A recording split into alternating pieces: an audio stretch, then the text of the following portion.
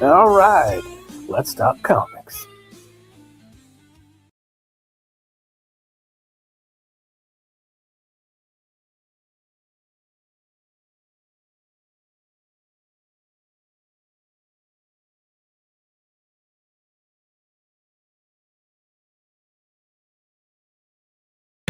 Oh shit, I had myself muted. Boomer!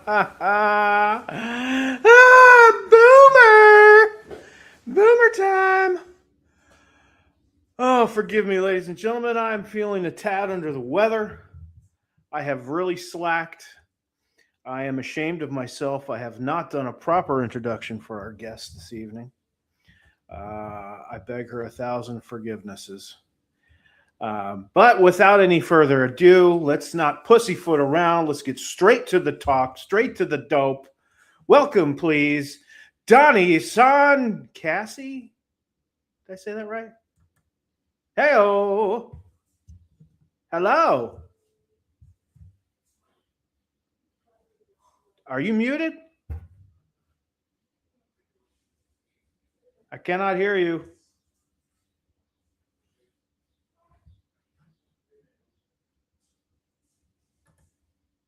Am I having technical difficulties? Can you hear me? There we go. You there? StreamYard decided to make my headphones my microphone. Oh, wonderful. By the way, it's Dani Soncasie. Soncasie. Yeah. Damn it. I knew I was going to say that wrong. No one ever gets it right. It's okay. I'm sorry. How are you, by the way? Thank you for coming on. How am I? Right? I've had a day. You're drying out? Yeah, I'm drying out. Eventually I'll shower. That'll happen. I'm sure. About So you have 15 hours without power. No, it's okay. I'm sorry. Like 15 hours without power. Wow. And the basement flooded and other things as well. It was a unique day. So I'm assuming it was a storm of some sort? Yeah, we had a gnarly storm, and I don't know what the deal is with Ameren, at least in this area, and even Spectrum. But if the wind blows, like there goes your internet and electricity. But this was like the worst it had been. Like it was about 1 or so in the morning. Mm-hmm. We had a pretty severe thunderstorm, and power went out, and that knocked out our sump pump. Oof. And you get those alerts from Ameren saying, hey, you're expecting your power to be on at this time. Yeah. Well, they had told us the power was going to be on around 7:30 in the morning. Well, that just flies by. And so around 12:30, I call them, my phone's about to die. And I call them and say, hey, we haven't gotten any updates. I was wondering if there's any kind of, estimate, mm-hmm. what's going on. And she's like, well, what I can tell you is some of the work has been completed, but there's still some more work to do. And I said, well, that's just nothing. You've told me nothing. Yeah. I said, I've got groundwater seeping into my basement because my sump pump won't turn on. You know what this woman said to me? Get some She's- towels. No. What she said was, "Oh, ma'am, all I can really tell you, suggest for you to do is to contact an expert and have them come and turn the water off for you." And I said, "Do you mean God? Do you want me to call God? Oh. Because do you hear what you said?" And she's like, "You want someone to turn the water?" I said, "Groundwater. Do you know what groundwater is?" She's like, "Well, you've got water pouring in." It's groundwater. It comes down from the sky. It seeps into the soil. It gets too much. And then it goes into your basement. Groundwater. Oh my goodness. What I let my full Midwest Karen just like, like I was like, I am not in the mood, lady. Like that was the dumbest thing I've if ever I may heard. ask, what state are you in? I'm in Missouri. Missouri. Okay. Yeah. Yeah, they don't have basements here in Texas. They I don't miss exist here. Texas. No, because you're too Oh. close to sea level. Yeah. I thought it was because of the soil is god awful. No, But I don't know. it's a sea level. Is it? Yeah. I lived there for about 5 years. That's actually where I lived when I published my first book that I adapted my comic from. And I did my little book tour. Yeah. I'm kind of a big deal in Texas in some circles. Nice. That's hey, Texas is a big state, so that's like Very small multi-state. circles. Very small circles in one small area of Austin. Austin, the what would you call Austin? The what of Texas? It's The not appendix. the Hollywood. The appendix. It's the appendix. It's the weird. It's the weird of it's the musical heart, music town of Texas. I guess it's Stevie Ray Vaughan. Yeah. And I did some music in Austin. That's yeah. Oh yeah. Well, this is good. This is a good start here because tell us about your creative background. Yes. I am just kind of an all-encompassing creator, I guess, non-denominational. I love it all. I feel I have merch in my merch store that says non-denominational nerd because I like that. Thank you. Because I believe that, I'm a holistic creator. I feel like it's all, kind of part of the same thing in a sense, using your feelings, your gut instinct, to just make something like cooking. Cooking is creativity, baking is creativity, and even gardening, farming in a sense is creativity. You're building something, you're growing something from nothing. I had very creative parents.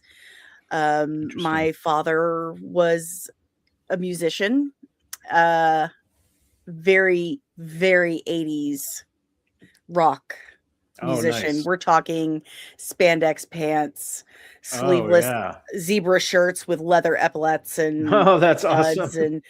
and bright cherry red high top Reeboks, playing Loverboy and even Beastie Boys, like that black mullet, like that was my dad. Music was a very important, like that's how my parents actually met. My dad was playing a gig, my mom was there, she ended up singing in his band and working as their manager a bit. They lasted until I was about 9 months old. Oh no, that was over. Well, he had met my stepmom before I was born, so but they were both very creative people. And my mom, very, she liked to sing. She was a nurse, though. She was a nurse Okay. and a mom. She liked doing stuff for Halloween, like making her okay. own costumes. I think it was That's the mostly best. out of the fact that, well, I think it is. Like, I love doing that. Like, Yeah, me too. like my kids were like, "Can we just buy this from the store?" I'm like, "How dare you? Don't you blaspheme in my That's presence? no What's wrong with fun. you?" Yeah, like, no. It became like a thing, like a tradition, part of Halloween was making your costume. Right I on. think she did it most out of necessity, to save money, but she did enjoy like doing the makeup and stuff, for that. And they were big readers, both of my Okay. parents, huge readers, really, really into Stephen King and Anne Rice. And that's where I developed my love and fascination of one reading. I was always a big reader, and Anne Rice. I'm a massive Anne Rice fan, and I just fell head over heels in love with vampires, not just from Anne Rice, but from Christopher Pike. He was a young adult horror novelist, but my God, he's just so good. And his last vampire series when I was a kid was just like, it just ensnared me. But him and Anne Rice, even some Stephen King, when I was way too young to be reading, because I didn't say my parents were great parents or good parents even. I just said they were creative. But Right. reading stuff like that, and Tolkien, really, really got me into that. So it was I didn't have parents that told me, "Hey, stop drawing, go do something more productive." That Right. was not part of my childhood. Um, Mostly because what was part of my childhood was growing up in a children's hospital, being cut up and put back together. I had more orthopedic surgery than trees have leaves. It was just it Wow. was a constant thing. When I say I grew up in Shriners Hospital for Children, I mean that quite literally. I When I had children, I took my kids to the hospital to meet the nurses. Like, that's how much Oh, time I spent in those hospitals. And they yeah. would tell my kids, like, "We raised your mom." like they, with absolutely no irony to it. And they meant it. Yeah. My parents, my mom would just kind of like, "Oh, you're being admitted, so I'll see you when they're done with you." Oh, And really? I would live there Mhm. for a couple of years at a time. And Wow. there were times my mom moved away, like, with my brother and sister while I was still in the hospital, Oh and my gosh. forget to pick me up or just didn't pick me up. And they're like, "Hey, you got to come get this kid." She's like, "Well, I have a job, you know." Like, Wow. so I would they raised me. Right. That's where I lived.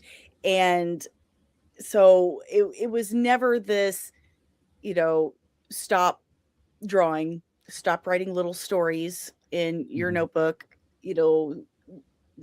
My grandfather did tell me once, that I was reading too much, but he was worried I was going to hurt my eyes. Like, it was Oh, not like, yeah. Right. get out there. I couldn't go outside and run around, but it was physically impossible.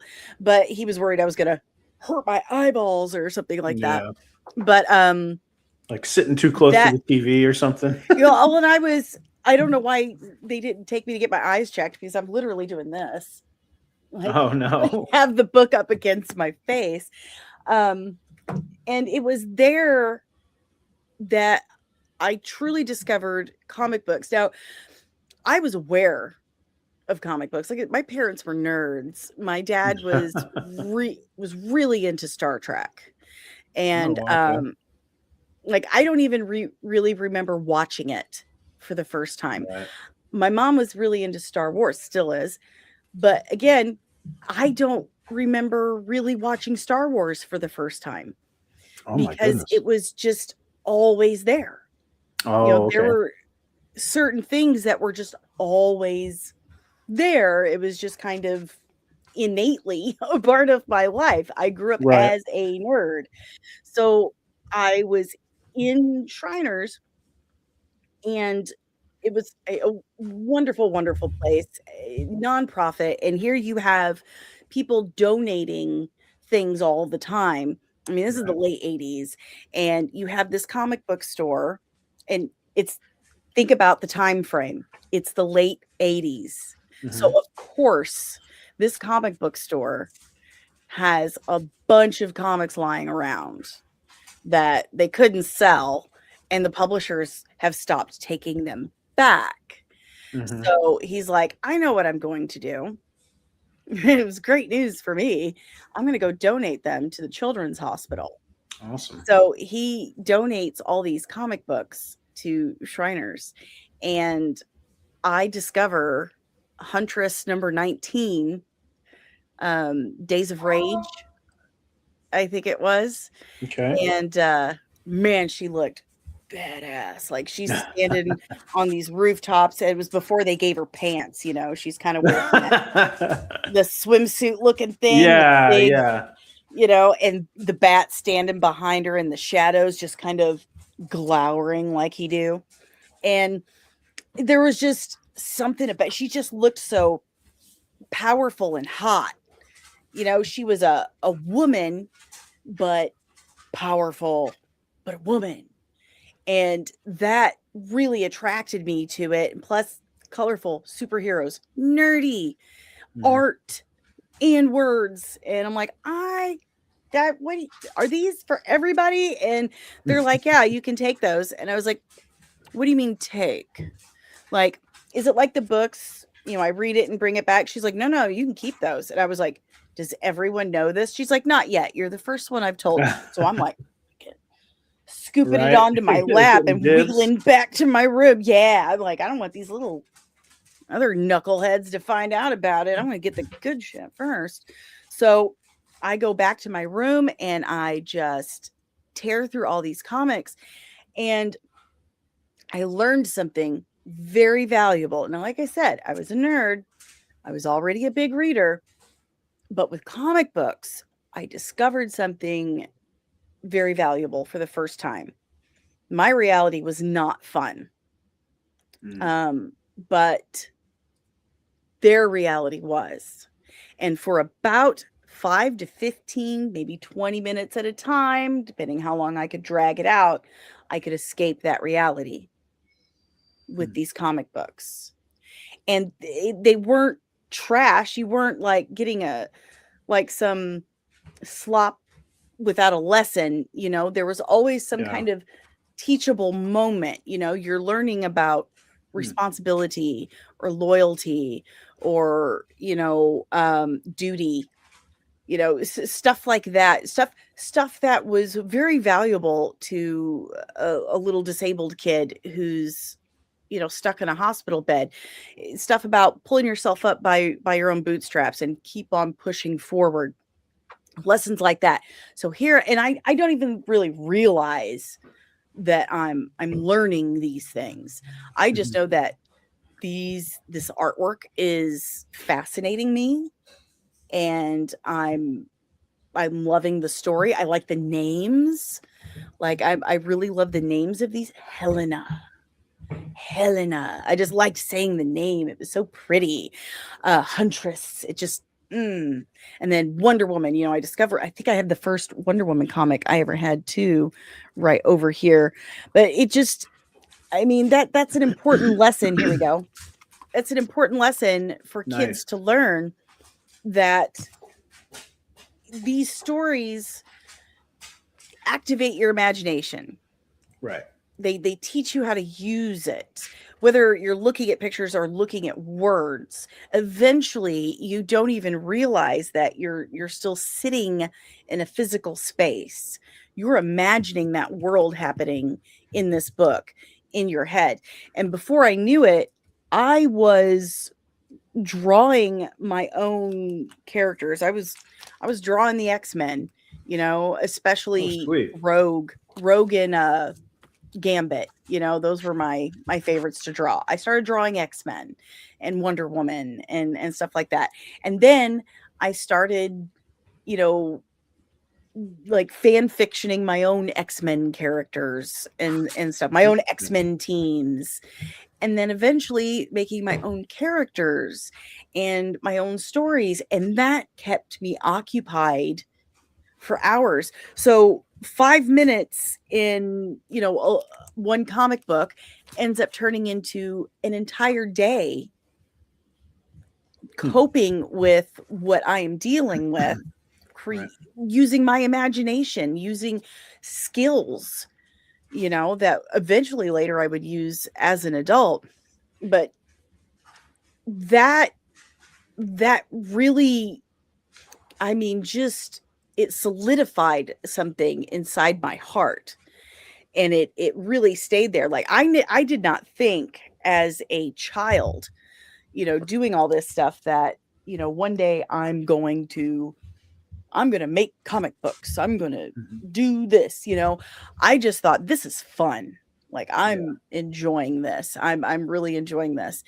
And as I grew, and I'm trying to like I'm going to go to college and I'm going to be a psychologist and I'm going to counsel physically disabled children and their parents and I'm going to do noble things. And did I finish that? Did I finish that schooling? No, because I was bored to tears. That absolutely was not for me at all. But all along, what am I still doing in my head? I'm still making up little stories. I'm still like narrating every stupid little thing I do. I'm still carrying around little notebooks and writing down things that happen. And, it was always there with me. I started doing, I went to cosmetology school when I became a single mom after my divorce, because I thought, maybe if I do this, maybe I can do like alien hair or makeup like they do in Star Trek, because I liked Yeoman Rand's beehive, that basket weave beehive. Maybe I'll do hair and makeup in movies and stuff, and do alien stuff. Like, little did I know that's not where you go to school for that. So I ended up, doing that for a living. It's a creative job, and considering like all my options, that's the one that stuck the longest, because it was creative and it was different every day. But still, it wasn't the thing. Back in 2003, I was married and I had just had my third child, my oldest daughter, Emma. And I had this idea pop into my head. No idea really where it came from. I'm one of those writers that just dreads, like, where did this idea come from? No fucking clue. I was just walking one day and it's like she stomped her foot and up it flew. And it just kind of stayed in my head. Sometimes that's how it is. Exactly. We don't know. We don't know. Right. I was pushing my kids in a triple stroller at 23 years old. I was a married mother of 3 at 23 years old. Let that sink in, Gen Z. And that line, she stomped her foot and up it flew. I knew what it was. I saw this image, this panel in my head of, the prosthetic leg, the outer hatch popping open, and the wooden stake flying up into the air.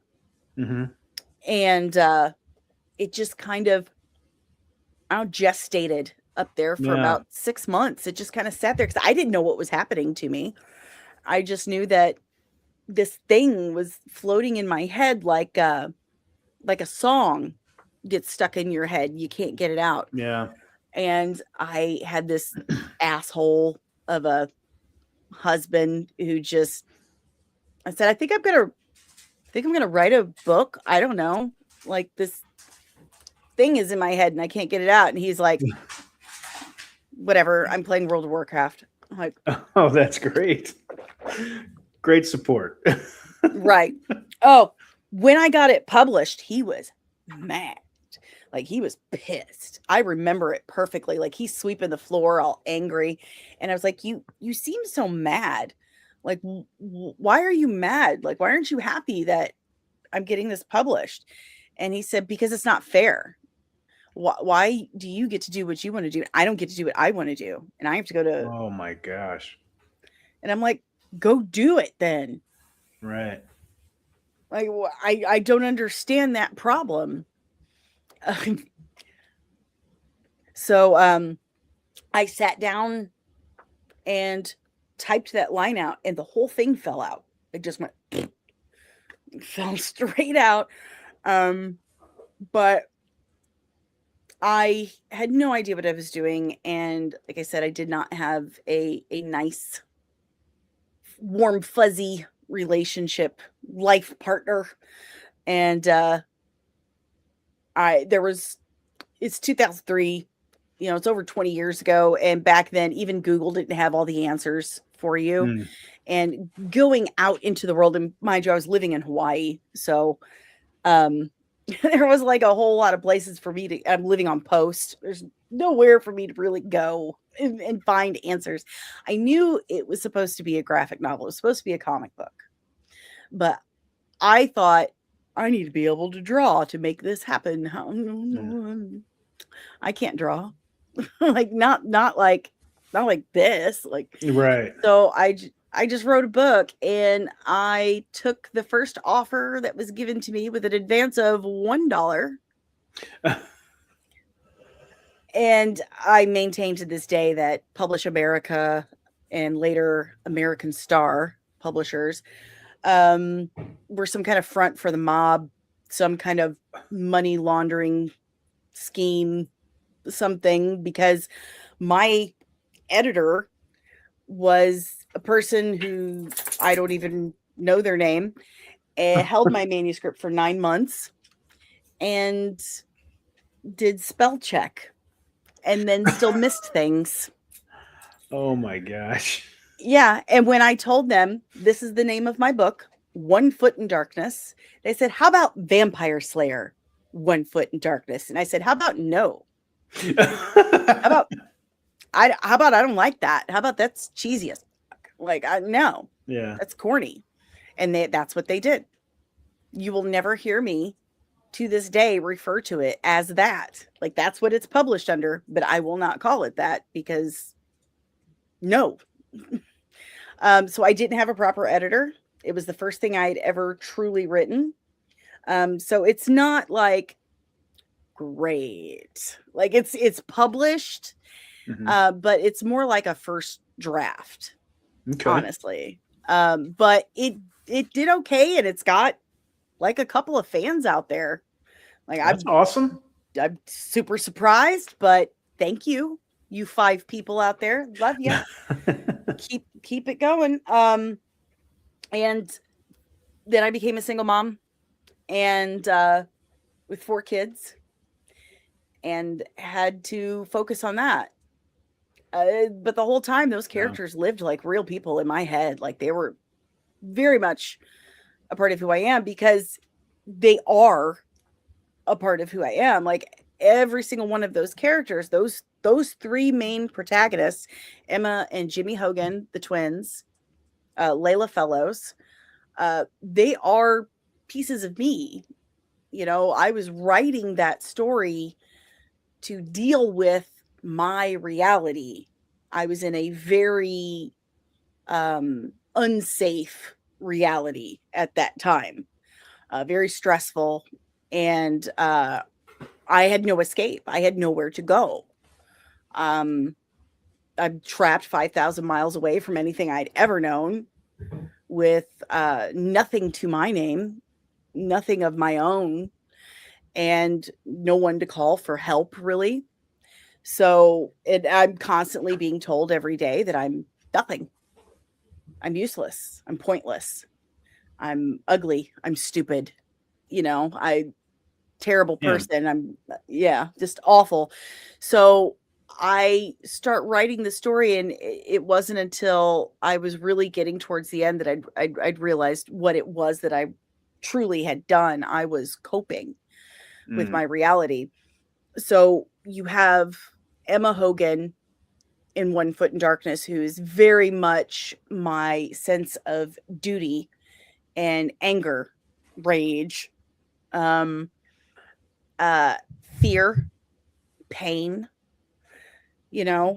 strength though, but also, strength. And then you have Jimmy, who was my, ability to keep finding ways to keep going, and intelligence, my nerdy side, all of that. And then Layla, who was most definitely my sense of humor, my unfiltered mouth, my sarcasm, this might get me punched in the mouth, but it's gonna be funny.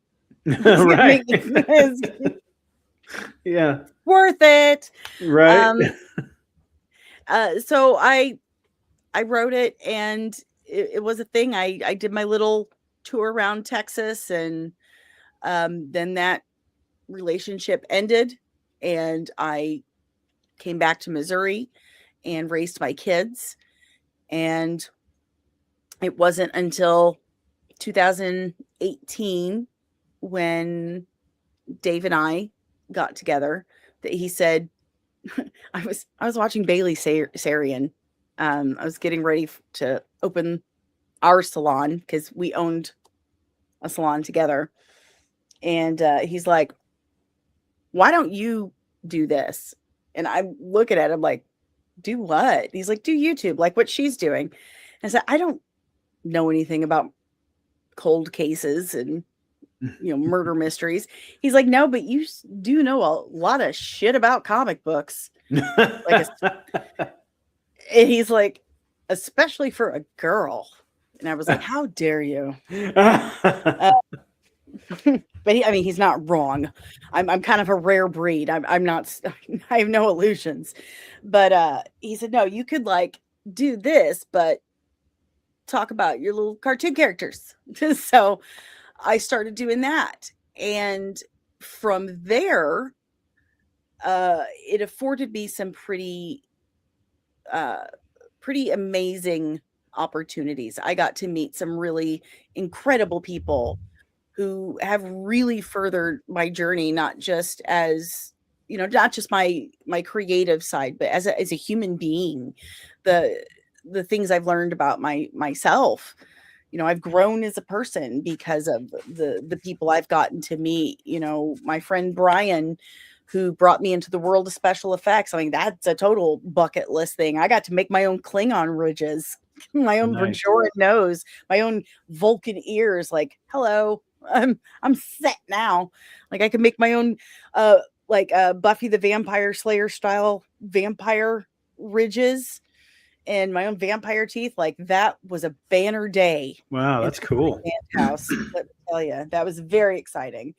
But I got to learn all of that stuff, and I got to go out to Burbank. And then, dude, Bo DeMaio is one of my best friends. Are you fucking kidding me? How does that happen? I have no idea who that is. The creator of X-Men 97. Creator and writer of X-Men 97, Bo DeMaio, the guy who got fired by Disney. Oh, is it a cartoon? Tried to say he was a perv. X-Men 97? You don't know what X-Men 97 is, Chris? I was never an X-Men fan. Never. Okay, I have to go now. Goodbye. How can you not be an X-Men fan? First of all.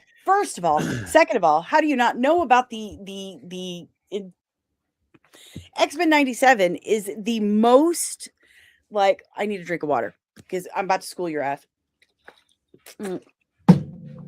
X-Men 97 is the best performing anything on Disney Plus.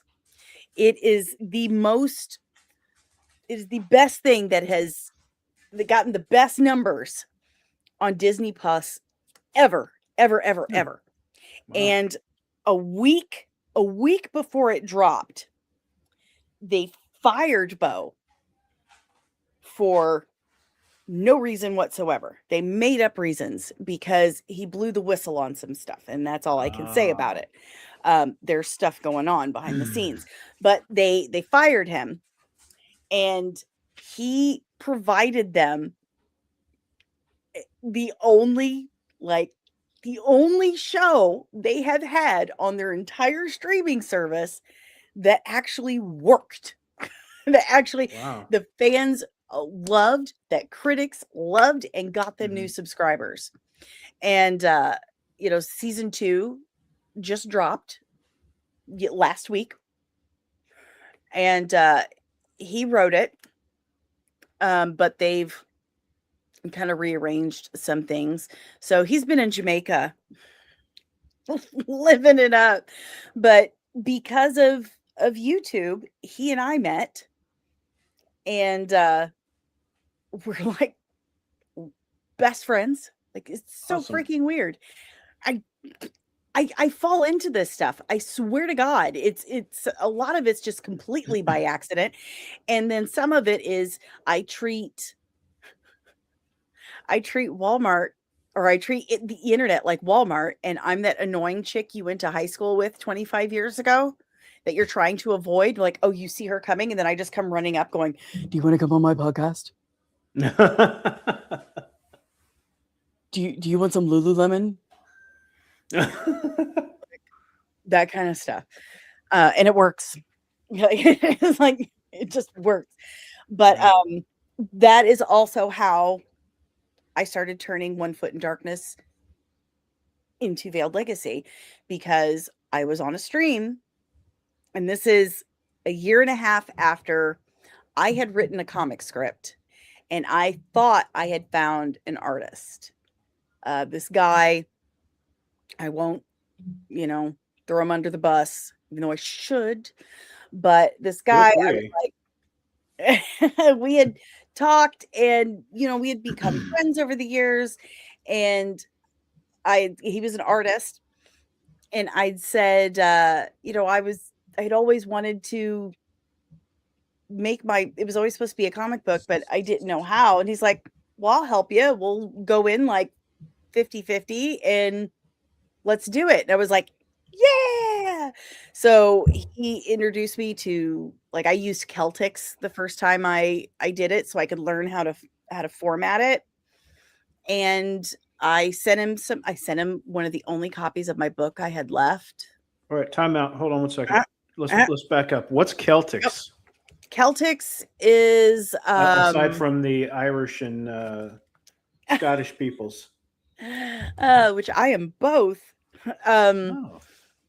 So it is a software. I mean, and you don't download it. You just, like, it's a browser software. Okay. And you use it for screenwriting and stuff. Like, it formats it for you, but it doesn't have one for comics, obviously, because there is no standardized format for comic screenwriting. There's just like the Marvel way, the DC way, the Image way, the Ripa way, whatever. So I had banged out a script. Like, I adapted the first chapter into a script, sent it to him, and for a few months, we go back and forth, and he's like, I got some sketches. I'm going to send it to you next week. And this went on like next week. Oh. And then I stopped hearing from him altogether. And like a year or so goes by, and I'm like, maybe this is God saying, you know what? You need another hobby. This just isn't for you. No. You had the chance all those years ago, and you decided to become a mom, and that's okay. That's a wonderful calling. That's a high calling to be a mother, and you did that. You have 4 human beings that are alive on this earth right now because of you. So let's be okay with that. So I was making peace with it. and I was on a stream, and my friend Tabitha stream, and everybody there was comic book. Like Okay. they were artists, and then there was Caro Oh, Brown, okay. Yeah. and she and I hit it off like that. Like I joked around and said, "Hi, well, welcome. I'm your new best friend." And she's like, "Oh, hi," like. And the next day, she reached out and said, "Hey, thank you for being so nice yesterday. It was very nice to meet you." I'm like, "You must not meet many normal people because, like, I'm sorry. That's so sad." Like, but I mean, we we laughed about it because, listen, first of all, meeting new friends as women, not easy. Meeting new women friends on the internet, even harder, and doing that at our age, impossible. Like, you just 40-year-old women do not make new friends anywhere, especially on the internet. We've had the same friends for 20 years and we keep them. We don't need any new people, thank you. We've already spent all the energy we were allotted at birth. We don't need it anymore. But we hit it off right away and we were like, are we the same person? We might be. So we joke that we're twins. But I told her, like, I have questions. Like, I have always wanted to turn this into a comic book, and I don't know the first thing. Like, I love comic books, but I don't know where to start. I had this artist, he disappeared. Is it maybe that I just need to know if, like, maybe it's not for me? And she said, what, just send me your script. She did, and immediately messaged me back and said, we need a meeting. And I was like, this is where she tells me, you need another hobby. Like, I just don't want you to waste any more time on this. The first thing she said, she's like, I need to get this out of the way right now. And I was like, all right, lay it on me. And she said, I feel like you've been told your whole life that you are a $1 person, but you are a $1 million person. Oh, wow. With a $1 million talent. And for someone who claims they have no idea what they're doing, you are off to a hell of a start. Oh, man, that's awesome. Yeah. I mean, I had goosebumps everywhere. I got really sick to my stomach. I wrote it down, circled it, underlined it, drew arrows at it. Like, I wish I should have, like, I could show you, because I really did that. And I believe you. I'm trying to, like, I was trying to, like, keep it together and not start, like, crying and, like, okay. Because never in my life had anyone said, yeah, this is for you. You have something to build on here. Like, you can build off this. And she gave me some amazing. I was terrified of editors after my experience with One Foot in Dirt. I was terrified. And she asked questions and said, what if?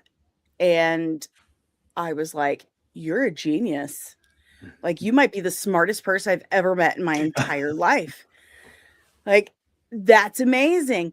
And I thought it took me 2 weeks to finish the rewrite. She said, no, it took you 2 days. The next thing I knew, like, you sent me a script in 2 days. It was done. So ever since then, I've just kind of, like, she said that I just, it was like I wasn't confident at all. Yeah. And she said she felt like all I needed was someone to tell me that you are a good writer. And every once in a while she'll just kind of send me, but she's like, you're a good writer. I just want you to know that. Like, I'm currently working on a series of novellas that are in universe to Veiled Legacy Midwest Gothic. And they're called The Last Dance of the Hesperides, a Veiled Legacy tale. They're a prequel. I think I've seen your post on that. Yeah. I'm so stupid excited about this. That they take place 2,500 years before Midwest Gothic. It's my iceberg. It is how the first vampire hunter, and the Brotherhood of Abraxas were created in my universe. So it all centers around this son, the only child of a wealthy merchant in Piraeus, Greece in 450 BCE. And he's very petulant. He's entitled, spoiled, greedy. And he's kind of being groomed by this nanny that he is divine. He is destined for greatness. He's destined for divinity. And I have to be careful how to word it. But all those things, like the first vampire, the hunter, and the Brotherhood of Abraxas, they all come from his family. Like one family, one night, 3 legacies. It all starts there. And then you have Midwest Gothic, the comic book. But I've written it, because I'm in the middle of, or I'm getting ready to start my 3rd rewrite on it, which that was very humbling because I was so proud. I'm like, this is amazing. Oh my God, it's so incredible. And I send it off to Caro, and she's like, first, I want you to know that I'm saying all of this with love. And I was like, oof. She's like, and I'm saying this because I know how good of a writer you are, and I know what you can do, but I feel like this is the wrong voice. Like, it's too passive, and you need to switch that. And I'm like, oh my God, that means a total rewrite. And she's like, not a total rewrite. I'm like, yes, it does. I'm writing in omniscient. You want me to go first person? And anyway, it was humbling, but she was entirely right, because Caro is a genius. And if you need an editor, which you do, you should hire Caro Brown. Anyway, I'm getting ready to start these rewrites, and I don't even remember where I was going.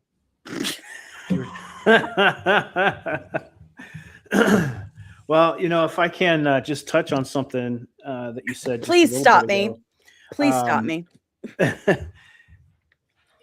I speaking for myself, someone who lacked self-confidence, when you get validation from somebody who owes you absolutely nothing, who comes and says, like, I'm excited about this, who suddenly is just as excited about it as you are. Like, there is nothing like that. It's a drug. Oh my gosh. I had a very similar experience with the Nostradamus effect, because I hadn't written in 20 years. And finally just decided, like, all right, I'm 50 flipping years old, so it's time to do something with all these voices that have been in my head for decades. And I got to talking with an artist.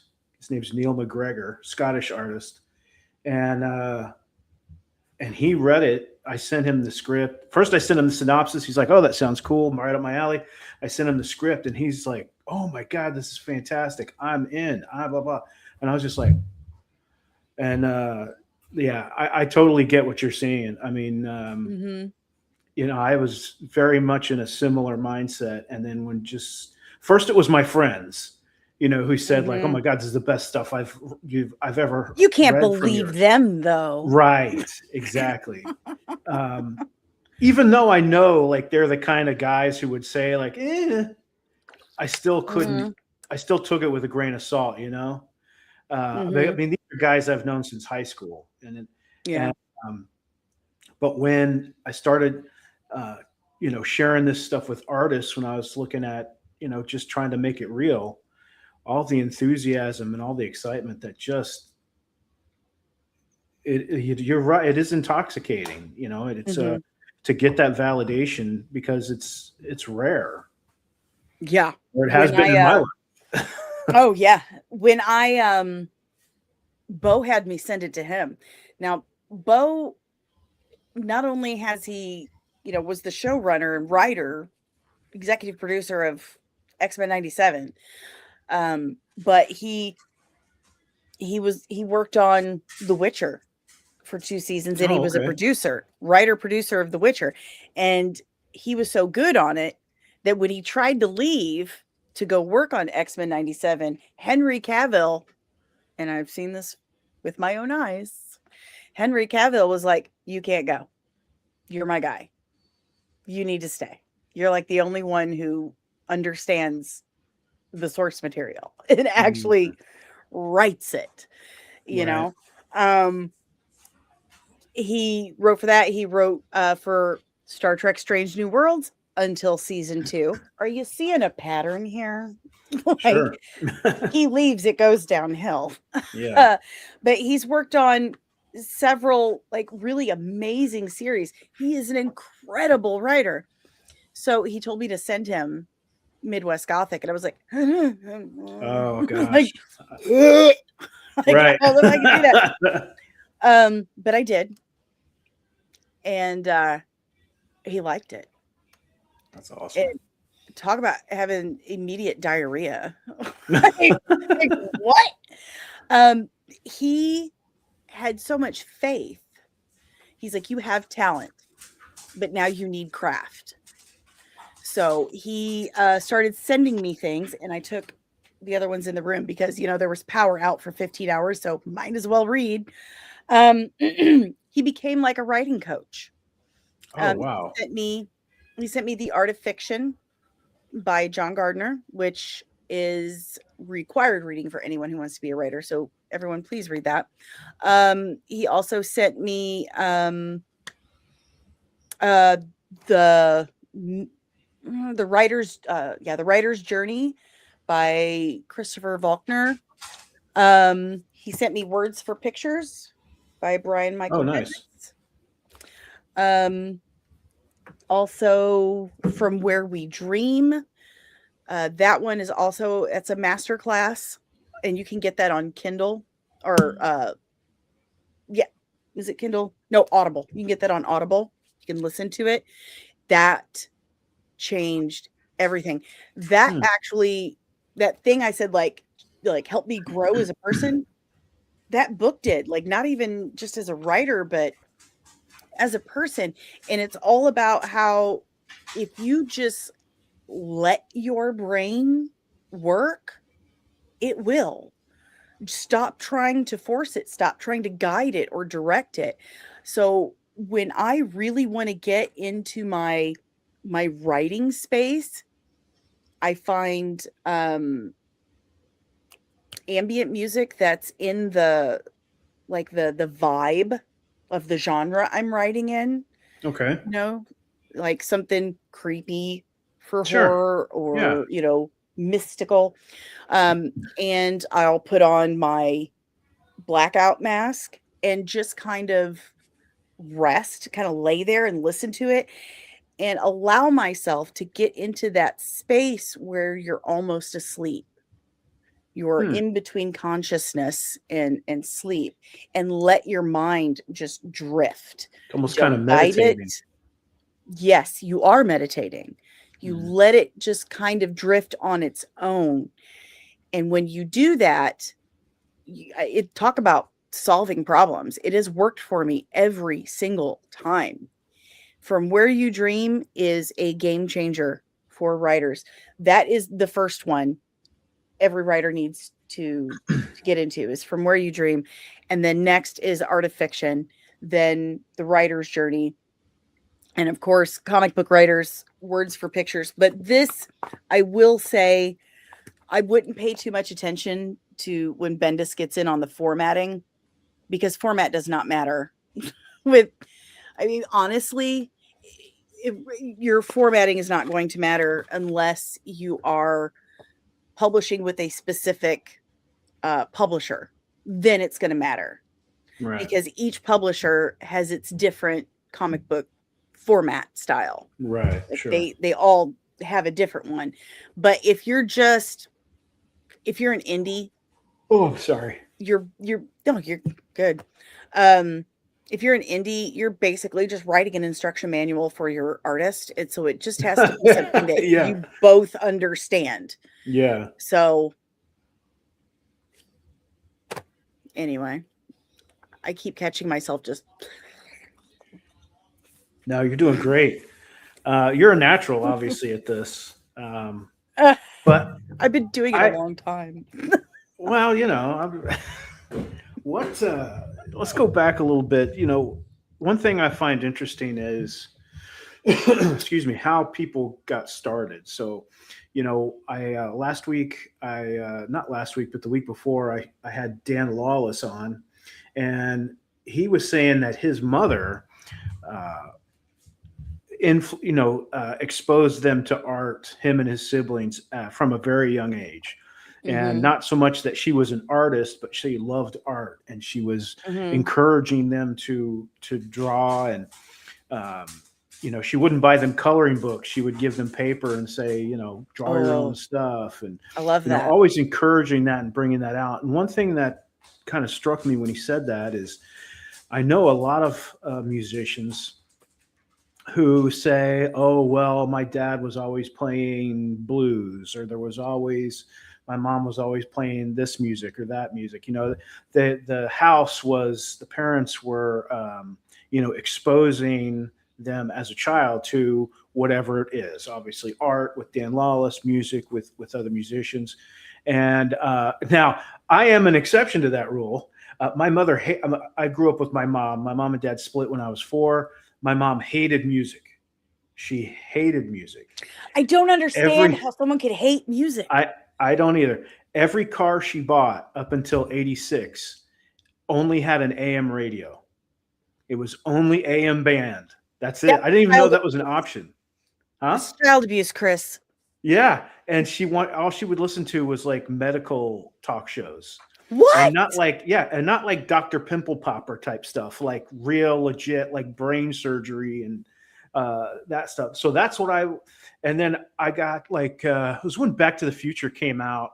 I got a boombox for my birthday, and I listened to that nonstop. And I was recording songs I liked. I listened to the radio. If I was homesick, I was listening to the radio. And so I love music. I ended up, I played guitar for many, many years, played in bands, sang, all that. But for me, it was always, I was a daydreamer in school. Ew. If the class did not hold my attention, which 90% of the time it did not, I was looking out the window and just seeing all this stuff in my head, just imagining all this stuff. And then I was 4 years old when I saw Star Wars. And I remember to this day, the carpet in that theater had the comedy and drama mask. And I remember flashes of Star Wars because they re-released it in 78, a year to celebrate a year after its initial release. And that's when my mom took me to see it. And my imaginations just went into overdrive from seeing that. And then the Lord of the Rings animated movie came out, and they would show that on HBO. I love that Ralph Bakshi film. It's like, I think that's I love the Peter Jackson film, but I don't know, that animated film is just fantastic. But it's wild how they did it too. Yeah, the rotoscope and all that is, but so my imagination was always very visual. I didn't get into comics myself until I was around 12, and it was G.I. Joe and the Nam were my two favorites. But of course, that was a time when Rambo was a big deal, so we're talking like 86, somewhere around there. So Rambo was huge, and Arnold Schwarzenegger and all his movies. So, my uncle was my father figure, and he was a Marine in Vietnam. So that's all I heard about. And but anyways, I'm getting off topic now. That's the danger. I am my own favorite subject. That's the danger of doing a show like this. But but so I found it interesting that you had a similar. You mentioned a similar thing about your parents being musicians and and or being a fan of music. Mm-hmm. And then you talked about, growing up essentially in these hospitals. What about in that environment? Now, you mentioned they brought these, a local comic shop brought these books Mm-hmm. in for donations and stuff. But one thing that struck out to me is you mentioned about your grandfather getting on you about reading too much. I Mm-hmm. hated reading when I was a kid. I absolutely loathed reading. I What? hated books. For a I hated reading. daydreamer? Yeah, I hated reading. Um, I think looking back on it, I think I was dyslexic. Probably Oh, still am. yeah. And I think that contributed to it. And I think that's maybe why I liked comics, because it was, the visual and the words. But so, anyways, I just really find that I really find it interesting, the commonality. It's almost like a common spark that lights the creative fire, if you Mm-hmm. will. You know what I mean? Oh, Uh, absolutely. I find the creative mind very fascinating. Oh, Um, yes. I'm also really interested in quantum physics, I am and too. yeah. So there's a theory about like ideas you have or decisions you make will create an alternate universe. Like an Yes. alternate universe will appear and your version of you will have done the opposite of Yep. what you did, right? And then Yep. I've heard the same thing about thoughts. Like that's insane. That's stuff that inspires me. But what can you really pin it down to one thing that really I think I just set that can. fire? Go I think ahead. I can. It's so weird because I was just talking about this. So it kind of remember I was talking about the novella, The Last Yeah. Dance of the Hesperides. Okay. So Caro had mentioned this is what made me realize my one moment, because there are some things that have been a part of my life since before I can remember. So some things are just really difficult for me to find that thing. But this experience with Caro really nailed it down. She was telling me I have to rewrite, in a different voice. And she had asked me, what are 3 books that someone would like, if some toy boat focus, Danielle. She was like, if someone were to read a reader of Last Dance of the Hesperides, what are 3 other books they would like? And for some weird reason, I stopped myself from saying Memnoch the Devil by Anne Rice. I didn't want to say anything else. And I don't know why I was stopping myself from it. And so I had to think about it. I said, let me get back to you in a minute. I got to do laundry or some mom shit or whatever. And I get to thinking about it. The idea of that book, Memnoch the Devil, had been in the back of my head almost like a subconscious whisper ever since I started working on Hesperides. And I couldn't figure out why. And then I realized, because that's the inspiration book. That's the book. That's the thing I need to that's the voice I need to use. And I was like, it just kind of blew things wide open for me. And then I remembered something, like it almost hit me. I'm in the bathroom, literally folding towels, like doing mom shit. And my kid's in there with me. And I looked at her. She's like, what did I do? And I was like, nothing. I just remembered I said I loved reading those Christopher Pike, The Last Vampire books. There was, in the first book, The Last Vampire, there is this scene where Akasha or Yakasha, she kicks someone's head in a bathroom, like in a gas station bathroom. And I mean, it is so vivid. Like I'm reading this. It's so vivid that the next thing I knew, I'm like 15 years old. The next thing I remember, I'm doing this in my bedroom. Like I had dropped the book and I was covering my eyes. Like that's how well written it was. And so like that right there, I was like, God, I want to do that to people. Yeah. Like every time I write a scene, and I've written an article about this experience on X. But every time I write an action scene or something, a gory scene, Yeah. I think of that. I want to elicit that kind of visceral response. Now, when it comes to really wanting to be a writer, it hit me yesterday when I was thinking about Memnoch the Devil. Remember when Interview with the Vampire came out, the movie?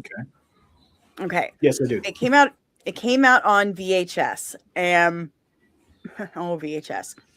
And see, kids, when VHS came out and you put the tape in, you couldn't just hit play or skip things. You had to watch or fast forward to get really good at stopping it. Yeah, right.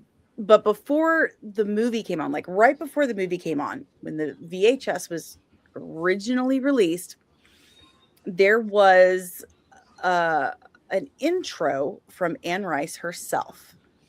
And she's sitting there in like this black lace Victorian gown because she was so extra. And, and in the house on First Street, and, she's got the book next to her, and she's talking about what the book means to her, and not just the book, what the characters mean to her, what Lestat means to her. She named Lestat after her husband. Her husband's name is Stan, and Lestat is the Stan, Lestat, Lestan. And she goes on to say he's my prince, my dark half, my dark lover. He's all these things kind of rolled into one that I pour into.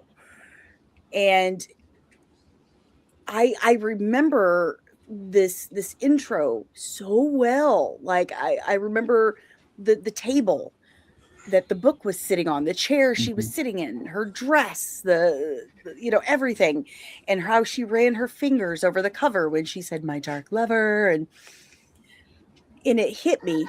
That was it. That was the moment. How she was talking about these characters, I understood that in a way that I knew I was going to understand it. Do you know what I mean? Like, yeah.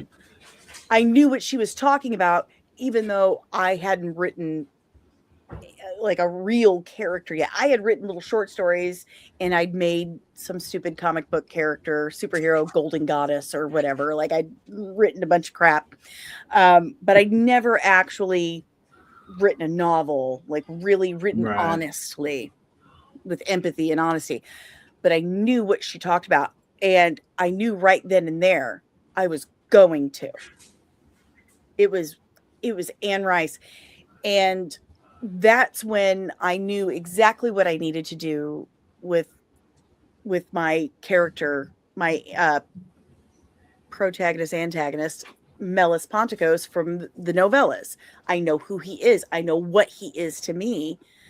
I know where he's coming from, because now I remember where I got this bug from. I remember where it was kind of pointed out to me that you are a writer.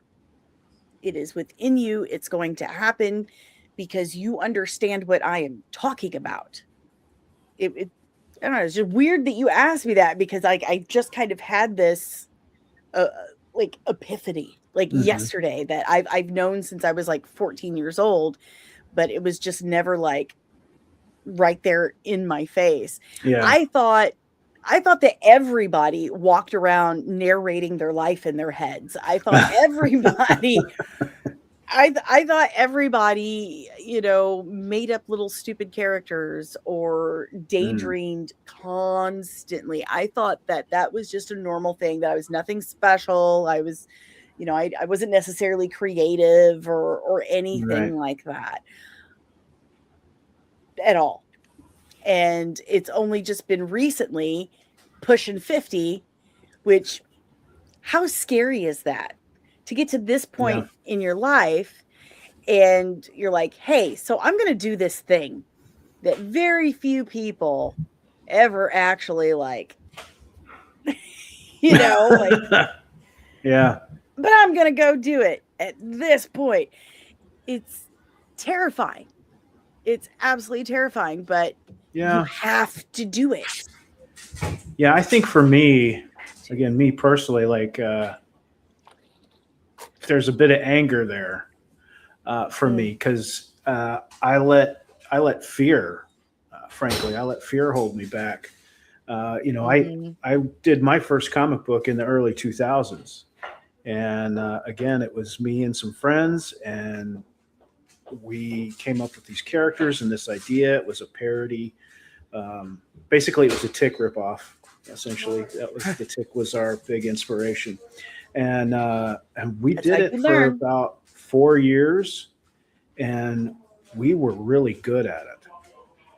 And it was great seeing the progression and the quality from the first issue to the sixth issue, etc. And our writing got better. The just the composition of the entire books got better. And then we did conventions. I mean, we hit the ground running with conventions, and those are some of the best times of my life for doing those conventions. Every single one was incredibly fun. A billion stories, a million bizarre people. Rubbing elbows, hanging out with guys like Billy Tucci and Ethan Van Sciver and Tim Seeley, and we were the first. We called ourselves Half-Ass Publishing. We were the first publisher to publish Nick Patera. I don't know if you're familiar with him. He's done a lot of stuff, a lot of Teenage Mutant Ninja Turtles. He's got a book out.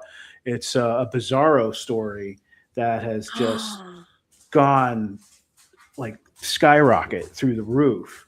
And he is a phenomenal artist. So I definitely, have that feather in my cap of like, we're the first ones. We did a short story. It was a parody of the X-Men called the E-Men. And each one of them was Elvis from a different like part of his life. So Wolverine was like the fat, bloated 70s Elvis. Cyclops was the 68 comeback special Elvis. My husband would love this. My husband would absolutely love that. And it's fantastic. Their first mission is to take out Michael Knight Rider, David Hasselhoff, because he stole their thunder from Graceland. And so anyways, that's 20 something years ago, but he did the art for it. And I actually went in and put it in his Wikipedia page. I was like, he was first published in 2004. Yeah. That's nice. But when doing that thing, I thought like that was just the greatest like professional time of my life. It was a ton of work, the writing. Then I formatted the whole book. We had an artist. So I'm sorry, I'm making this all about me again. No, I love listening to this. This is great. Our main character, it was called Some Big Lumberjack, and it was a big 7 foot tall, 400-pound lumberjack with a proportionate strength and size of a lumberjack his size. But his sidekick was a beaver, an anthropomorphic beaver that he rode into battle. So it's like fat guy in a little coat, and because he was a normal sized beaver, and the artist that we ended up doing the book for us lived in Beaverton, Oregon, and I knew like that's the kind of thing in Southeast Asia we call karma. So that's anyways, I had to get that out of my system. That's fantastic. I love that. It was just utter greatness. I just had the greatest time. And then like 2007, 2008, of course, economic. And Yeah.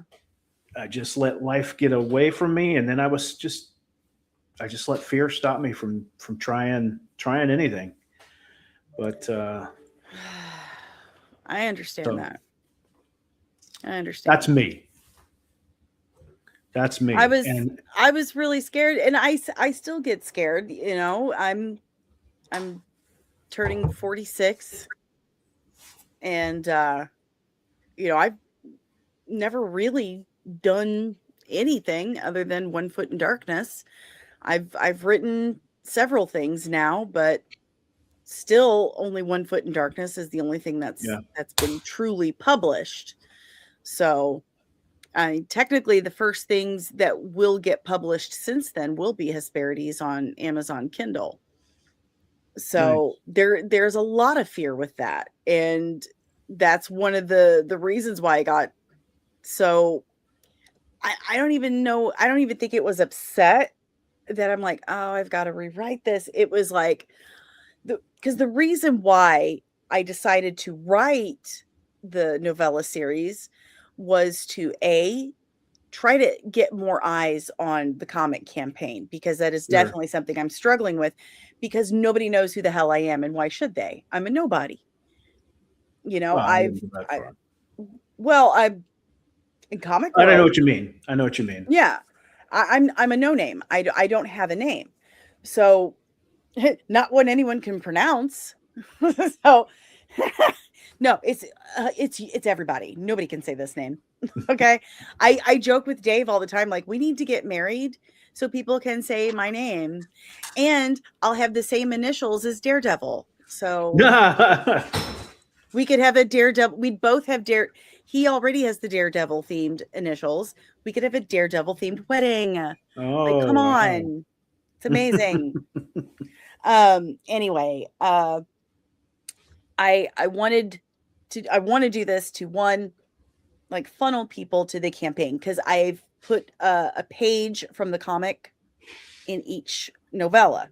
Ooh, nice. And yeah, so there's that. And then also to help supplement funding, because I am broke. And like I said, my basement flooded today, and we had some other issues that is costly. I don't make a lot of money. YouTube does not pay what people think it does. Only, like, I'm right there with you know, yeah, only like Gary and Chris and like 3 other people make like enough money from YouTube to pay all their bills and buy houses and stuff. The rest of us, not so much. But I want to funnel people to the campaign and supplement funding. So when she's like, I love you, but this needs some work. You need to rewrite it. I mean, you don't need line edits.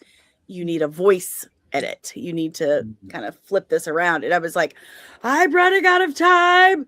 Like, I got to rewrite this whole thing. Oh my God.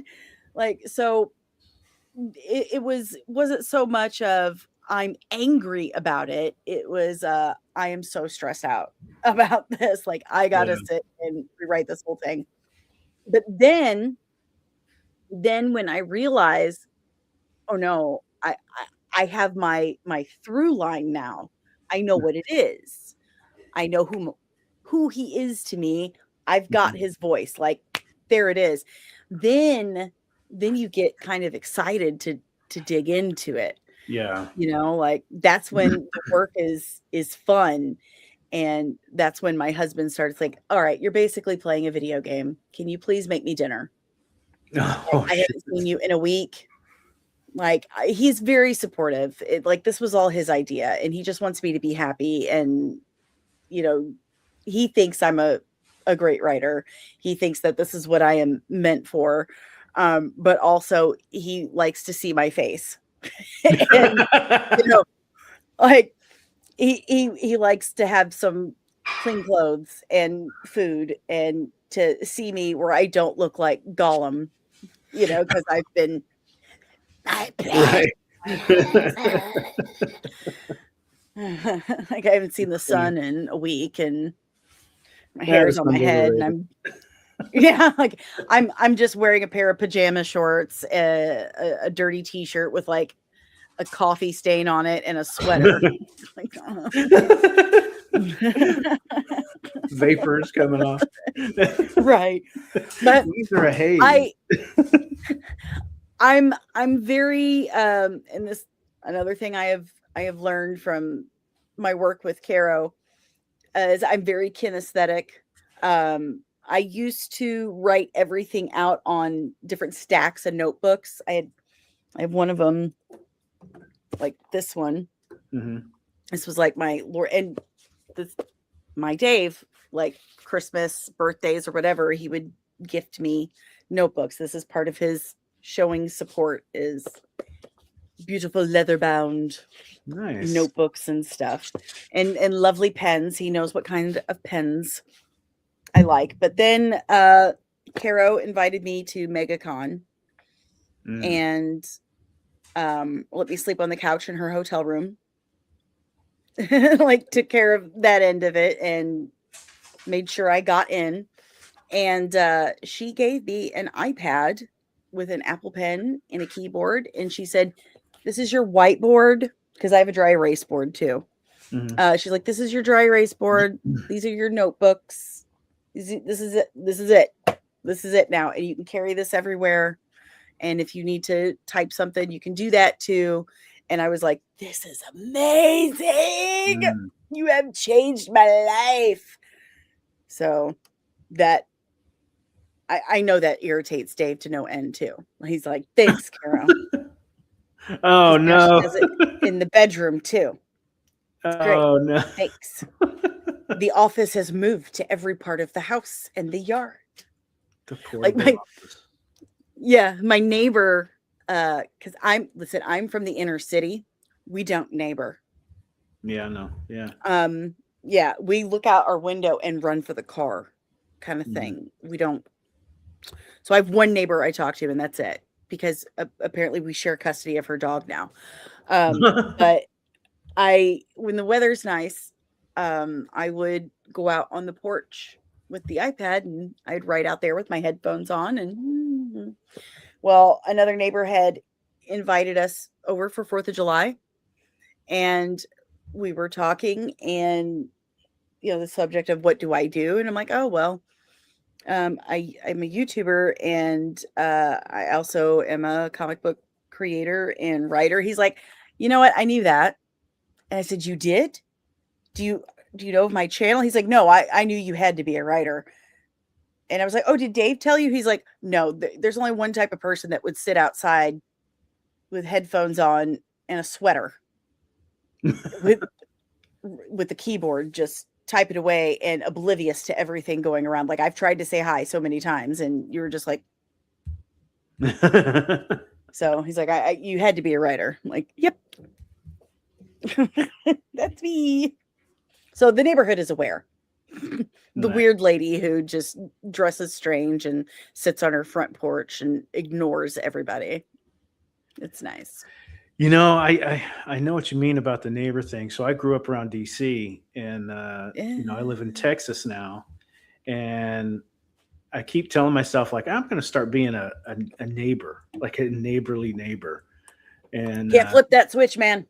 The best I can do is as I'm walking to my car. That's it. Yeah, that's you got to raise the eyebrows with it. That's the. I'm from Ferguson. I'm from Ferguson. So we're famous for one thing and one thing only. I'm just saying, don't piss me off. I'll burn your whole city to the ground. Right. I will break windows. Oh, I thought you were going to say you will break wind. No, that's only after Taco Bell. Oh my goodness. So why vampires? I mean, you said that you really fell in love with the Anne Rice and not just her, but it sounds like she obviously was a really big influence / inspiration, almost a gateway maybe. Yeah. Is it horror overall, or is it really just? Well, apparently I'm really good at writing it. I had no idea. And I love seeing the look on people's faces when they meet me and see me, and I say, "I'm a writer." And they're like, "What do you write?" And I show them. They're like, "That's not what I was expecting." Like, what were you expecting? And it's always some kind of like romance or Right. children's book Yeah. or something. I'm like, "That's adorable." No. Like, apparently I'm really good at evisceration and chopping limbs off and, you know, tension and fear. It's a power Who thing. knew? Yeah. Yeah. So horror scared me horribly as a child. I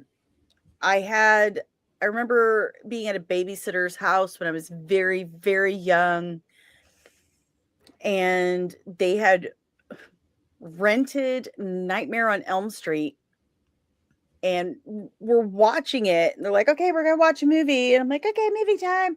I'm like 6, 7 at the most. They're like, "Let's watch this." That was not appropriate No. for No. a little girl my age, and it traumatized me. Like, I really there's certain, like, I can't watch slasher films. I do not care for them. It's just bleh. But I think a lot of it with the slasher films also, they just have really crappy production. You know, Mhm. the Yeah. writing's bad, flimsy plot, bad acting. I just like, oh, come on, there's no verisimilitude. I'm like taken out right away. I can't stand it. Like, leave me get out of here with that. If it has a really good story, I love supernatural stuff. Anything with like a Mhm. ghost, vampires, demon possession, whatever. Yeah. I can't tell you why or what it is. It just fascinates me. I don't know why vampires. I don't know. It's just been a thing my Yeah. whole life. I can't find the moment. Like, even as a small child, I've got a picture somewhere of me and my brother and sister dressed up for Halloween. I was Mhm. 8 and I was a vampire. Like, every single year for Halloween, I was a vampire. No deviation. I I don't know why. Every year for Halloween, like on the channel, in October, I do a different special effects look on Mm. Fridays, like every Friday. Mhm. And every year I have to do at least one vampire.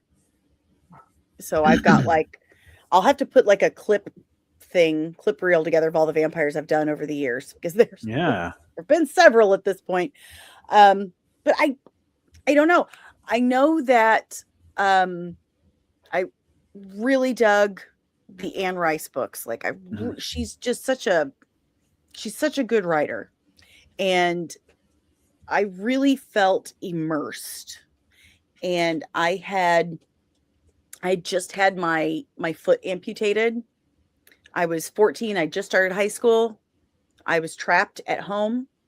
alone. This is 1994, kiddies. There was no internet in my house. I didn't have internet. I didn't have cable. I had a VCR and I had books. So Mhm. my mom had all of the Anne Rice books that she had published. Well, all the vampire books and witch books that she had published at that point, not the erotica, thank God. Um, that would have really grossed me out.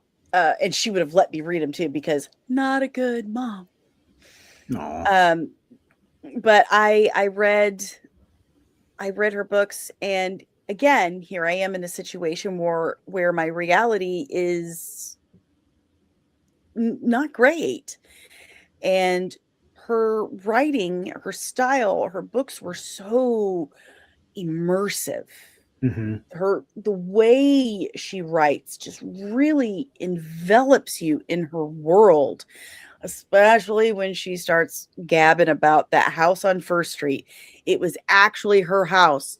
She loves that Hmm. fucking house, okay? She goes on about it like J.R.R. Tolkien and trees. It's like, and she Trees and includes pipe that. Yeah, she goes. She introduces that house in every book. That house on First Street is in every single book. I visited that house and I stole a brick, and it's in my memorial garden. But like my one of my old friends actually took me to New Orleans to the Garden District, and as we were pulling up, I recognized it. That's how good she is at description and of verbose, because I was like, I know that house. That's Anne Rice's house. That's the house on First Street. But it just her books took me away. And New Orleans, the Garden District, became my happy place, my escape from having my foot cut off and having to become this whole new person. You know, my life completely changed. So I when I read through all the Anne Rice books, I was like, well, I'm still into this vampire stuff. I need more. Like it just, I had to read more stuff. So Yeah. It just kind of went from there. Then Buffy the Vampire Slayer came out a couple years later. The movie came out in 92. Yeah. And then the show came out, and I mean, I was obsessed with that.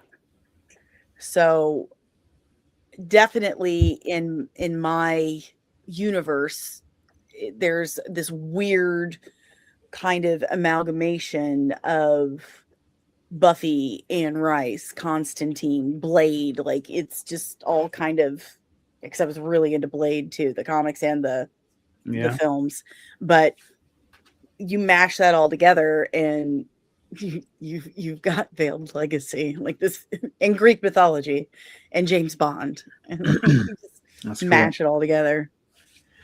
Yeah, I was into horror from a young age as well. I watched a lot of Sunday. They would start with this Channel 20 in Washington D.C. They would start with Tarzan. They would do a Tarzan movie and then a horror movie, and it was like the old, like Christopher Lee Dracula, that kind of. Oh, are they? They're doing like a re-release, a remaster, aren't they? Oh, I don't know. That'd be great. I think they are. So, and then from a young age, I was watching horror movies, and loved them. And then in junior high school, I discovered H.P. Lovecraft, and yeah, and that really just kind of exposed me to a whole lot of stuff, and just a whole other world and a whole different way of thinking, of the blending of science and horror. And I love science fiction, and that I love cross genre. And H.P. Lovecraft, man, he really did it like no other. Facts. Like he really kind of showed the world, like, listen, this shit can be scary, and there's no reason why we can't lean into it. Yep. Yeah, absolutely. And thing is I always wanted to be a werewolf. From when I was a kid, I always wanted to be a werewolf. Oh, I wanted to be a vampire. Wanted to just wolf out and just run like the wind. But I don't trust people who run for fun. Well, I don't. I'm fat, and I run 5 feet and I pass out. That or my knee stuff.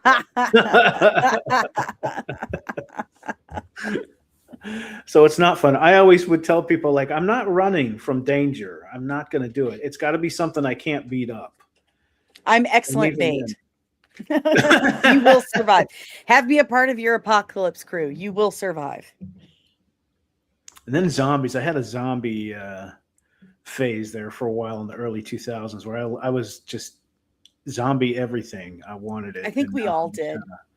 Like I started collecting Walking Dead when it first came out, and just loved it. And then I got to like issue like 22 or 23 or so, and I was like, okay, what next? I know it gets old. Yeah. Like I like it, but the show was the same way. Yep. Like, okay, we're doing the same thing. Yep. We're just doing the same thing. Absolutely. And the only way like they kept people interested was, who's going to die this season, but I always wanted to make people laugh. I always loved making people laugh. I was a class clown. I was, always cutting jokes and telling stupid, funny stories. And, then the Some Big Lumberjack comic book happened. And, I always thought humor was a noble profession, because you can take somebody on their worst day, and if you can make them laugh, like you've released that pressure valve and maybe change their outlook for the rest of the day. It's always kind of been my viewpoint on it. I agree with you entirely. And it comes from pain, being able to create humor comes from pain. And I think that's an unbelievably beautiful thing. That's magical, that you can take something that caused you harm and injured you and turn it into something to bring someone else joy. We got deep. Yeah. We got deep. That's a first. That's a first on the creator's table. Ooh. So tell us, first off, how's the campaign going? Slow. Yeah. Slow. But again, isn't it? It is. I'm doing my best. I'm one person, and again, I don't have a name. I've never published a comic book before. I've never worked for a publisher before. I haven't published a book in over 20 years. So why should anyone trust me? Why should anyone, they don't know what I can do. Right. There we go. They don't know anything about me really, other than I'm some lady on YouTube, and that's about it. Yeah. So trying to get my name out there has been pretty hard. Yeah. And I don't know, like, I don't know what to do with my hands. I got to know what else to do with my hands. I schedule posts for 7 days a week and post them across 10 different platforms. I have, bumpers I make. I have new pages now that I can make some new bumpers with and try to post those up on YouTube. I try to do podcasts when I can find them to do. But I keep thinking about, did you see the Michael movie? No. The Michael Jackson movie? Okay, so when Michael Jackson split from his brothers and went out on his own, and he had his solo record, he actually had a hard time, like, getting the record company to promote it and release it. Like, a really hard time. They didn't think he was going to be something to sell on his own. Yeah. So he and his manager went to MTV, and they're like, this is what we're going to do. Michael is a showman, and this is perfect for him. It showcases every single bit of his talent. It showcases his ability to dance, to, show off, basically, with, like the Thriller video. They were little movies, Billie Jean, all of it. So they put Billie Jean on MTV, and suddenly the requests were through the roof. Like, the radio station, they're ringing off the hook. Their phones were ringing off the hook, asking for more of his solo music. And the record company was like, genius.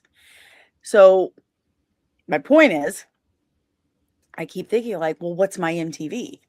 Mm-hmm. What is my MTV that will get me out there enough to show people, here's what I can do. Please give me your money. Mm-hmm. Please pre-order this book. So I can fulfill this dream, this mission I've had, this part of me that has existed for, I mean, like 25 years going on now. It's just, and that's why that's where I came up with the idea for the novellas on Amazon. Yeah. I was like, maybe that's it. Maybe that's it. And I told Bo about it. Bo was like, that's fucking genius. He's like, do it. But I just, gotta rewrite it now. It's a good idea. And, I'm doing Caro said so. Not something similar really, but I'm doing a release of all the Some Big Lumberjack issues. I'm going to release in one collected edition on Amazon. I'm working on putting all the files together. So that's fantastic. That's a great idea. That's what I'm doing with the novellas. I'm releasing them one at a time, and they'll be digital and physical. Nice. So you'll get, like, the digital is $2.99, and I think the physical is $6.99 or $7.99, something like that. So I'm going to release them. It's going to be 4 of them. So there'll be 4 of them individually. And then when they're all out, you can get like an omnibus or, as a collection, like one piece. So quick question for you. I'm hoping to do. Yeah. On Sundays, I do a live stream with a guy named Subjugate Comics. His name's Cody, and it's me and him are kind of the main guys. And then we just invite a ton of other creators on. And a lot of times we just talk about whatever. But like last week, we started trying to really spitball about what can we do to, get more eyes on the project, to set ourselves apart from all the rest of the noise that's out there, So I'll give you the link to that if you ever have time on a Sunday to come in and join us, and that'd be great. Brainstorm on some stuff. And like I said, we love brainstorming. And that'd be great.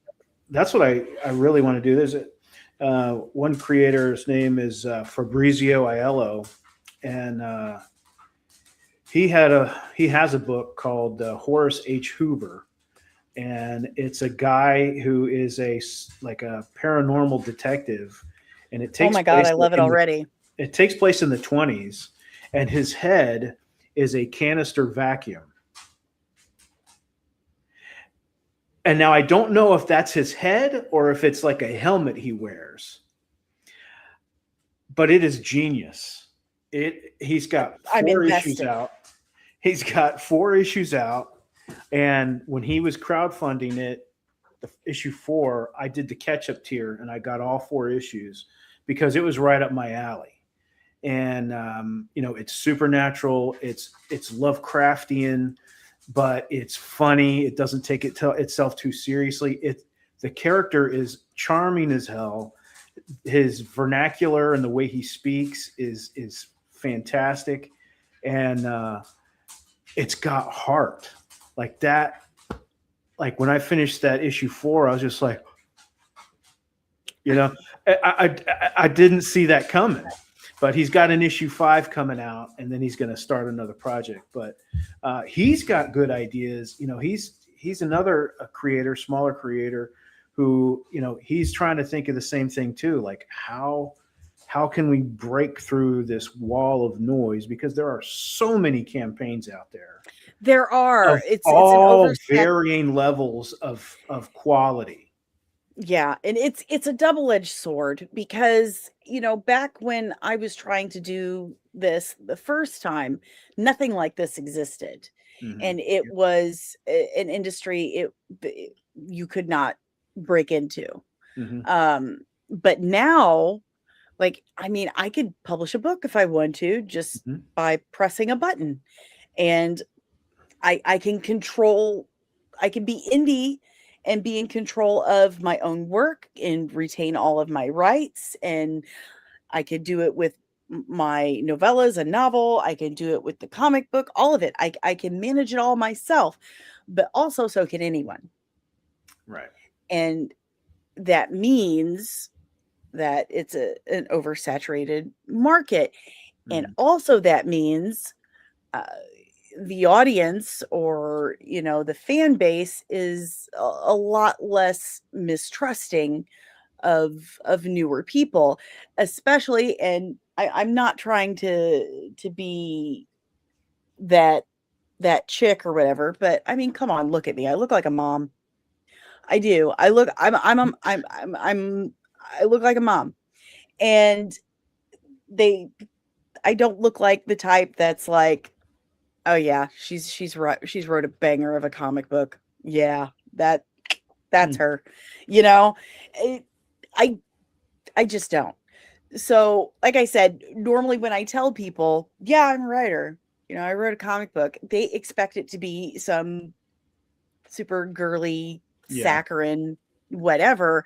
And then when they see what it is, they're like, oh my God, are those entrails? Oh, they're like, what happened to you? Who hurt you? Who hurt you?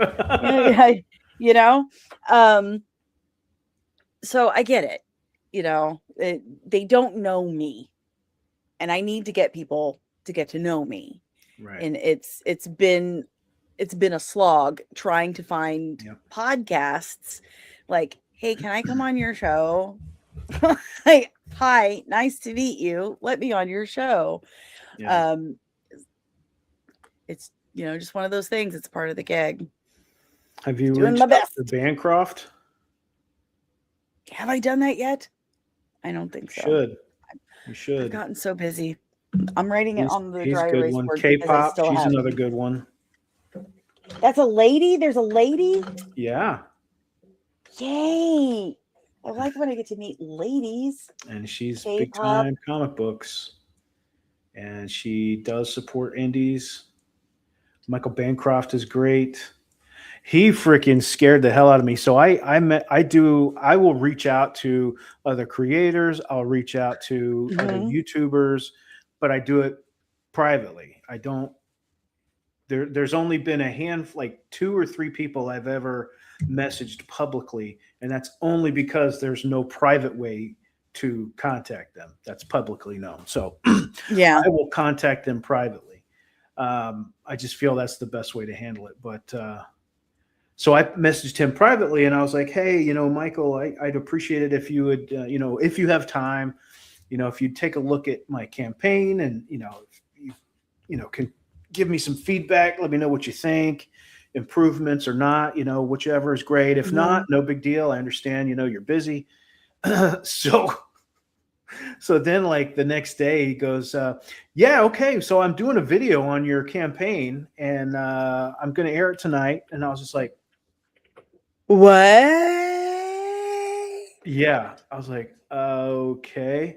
He's like, yeah, I hope that's all right. Thanks. I was like, oh, fudge. You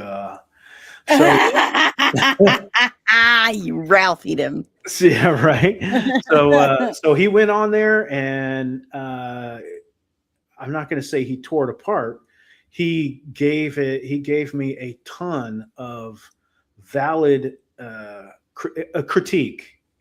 And I'm all about critique. Critique is how you grow.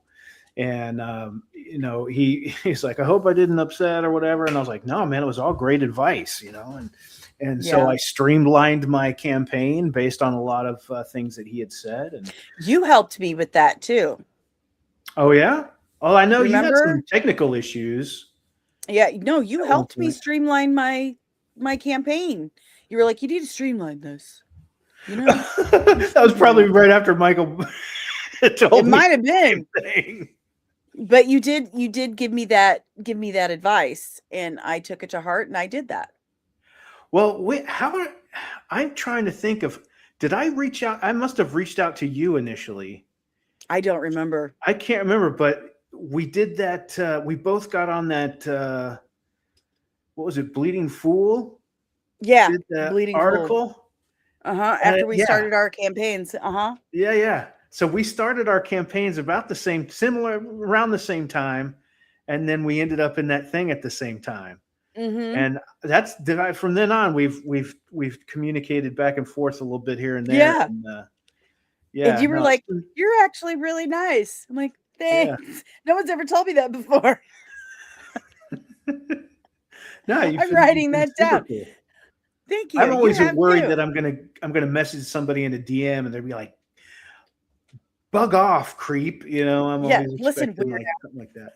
Yeah, because I'm just because I was. I am who I am, you know, and this is something that, you know, me and my people will joke about. Like Aaron Sparrow said, you know, I know that when you meet us at conventions, you know, we might be sometimes we're a little different in person than we are on screen. He's like, except Dani. She's exactly the same. Yeah, I don't know how, you know, like it. Yeah. I don't know how. And I'm always afraid that, you know, I'm going to message someone. They're like, listen, just because we were friendly in the comments section or on screen together does not make us friends. I do not know why you're DMing me right now. We are not friends like that. Okay. I need you to calm down. You know, and that's the thing. Like that's what's hard for me, because somebody has me on their show and we're doing, it's a great show. We're riffing off of each other. People are laughing, having a good time. And I'm like, new friend. And it's like, no. Like, no, we made people laugh together. Okay. Yeah, that's a bond. Right. It's strange. It's really strange, but maybe I'm the strange one to think that way. I don't know. Like because you know when I when I had my first comic book run in the early 2000s, first thing that shocked me was what a huge indie scene Dallas had at the time, massive. And I was all about like, let's cross promote, like, hey, do a sketch for us or do a cover for us and we'll promote your book in our book. And, you know, we'll do a lot. We all did the same conventions together. And I remember we had this one guy did our G.I. Joe spoof cover. And I was like, dude, come sit with us for a little bit, you know, come sit with us for a little bit at our table. And he sat down, we're like, autograph. You know, if somebody wants you to draw something, you know, draw, keep the money, whatever. And we would always have a good time, but we would find out a lot of people didn't like us. Ugh. And we're like, what? Why? Because, you know, we were all like, my whole philosophy on the whole indie scene, it's a tad communist. In that, you know, together we're stronger, right? Like the bundle of twigs or whatever together, right? That's about as close to communism as I get. Strong, right? And because nobody's going to help indies out, nobody. No, we got to help. We got to help each other. Yeah, and let's face it, it's not just the big corporate comic industry that looks at us like, nice try, kid. You know, it's other indie, because it's not just that they're like, it's competitive. It is a competition because it's business, but it's also a bit of a, hey, I had to do it. I had to do this myself. Your dues or whatever. Yeah. Yeah. And I think that's a little bit of what it is from the big publishers too, because there's like, you guys think you can just come in here and do what we do better. I'm like, honey, these days a monkey can come in and do what you do better. Right. It was the best of times. It was the blurst of times. Like, have you read the new 52? No. Wipe my ass with it. I won't do it. Garbage. I won't do it. Say, speaking of which, what are you reading? Are you reading any comics right now? Anything good? Mm-hmm. Absolute Wonder Woman is an absolute banger. Yeah? Oh, yeah. I mean, let me pull up some. Look at this. Oh, there's bookmarks. The artwork is phenomenal. I really, really love it. It's the best thing that DC has done in like 100 years. It's so good. It really is. And it's kind of sad that it's, Elseworlds type stuff, but I haven't read the other absolutes yet, but I mean, look at that. It's just Oh, there we go. I'm trying to get that's you so good. I don't know what I'm doing. That's okay. I never know what I'm doing. There are 3 dots at the upper right-hand corner of my screen. Click it and click solo. That should do it. I don't see it. I see mute, remove from stage, edit mic settings. Oh, that's weird. Yeah. Well, anything. What the hell? It was just a big explosion. That's odd. It was weird. But it's really good. They're onto something with the Absolute Universe. And now Marvel's kind of copying. There we go. Oh, see, there you go. I mean, the artwork is super, super good. Let me go back to the gory stuff. Yeah, the gory stuff is good. I mean, look at this. Look at my girl. She's just an absolute beast. Is that a sword? Yes. Yes, that is a sword. And in this one, she is raised by Circe, not Hippolyta. All the Amazons are dead, and she's not allowed to know that she's an Amazon. So it's so good. It's really, really good. Highly recommend. But I don't get a whole lot of time to sit and read right now, so I bet. What do you think of this whole Absolute Universe? I don't get anything from the big two, and that, I mean, this isn't a brag or anything. It's just I'm just not. It's just not my thing. I haven't been into anything they've put out in. What killed it for me was the New 52. When the New 52 came out, and they felt like Superman was boring, and they had to give him, darkness so he could have depth, and Wonder Woman needed pants and basically needed to look like Rogue. Like, that was like, you guys are idiots and you have no idea what you're doing. Honestly, if this is what you think, it was the start of, we need to find the modern audience. That's what we need to do. We need to find that modern audience. That's what killed it for me. I was like, and I'm out. Can't do it. This is the dumbest shit I've ever seen. You have just taken a dump on established legacy characters that have been around before you were born. And you're going to sit here and tell their legacy. You know better. You know better. Like, I know that the nature of the beast with comic books is that they're transient. They go through phases. They change all the time.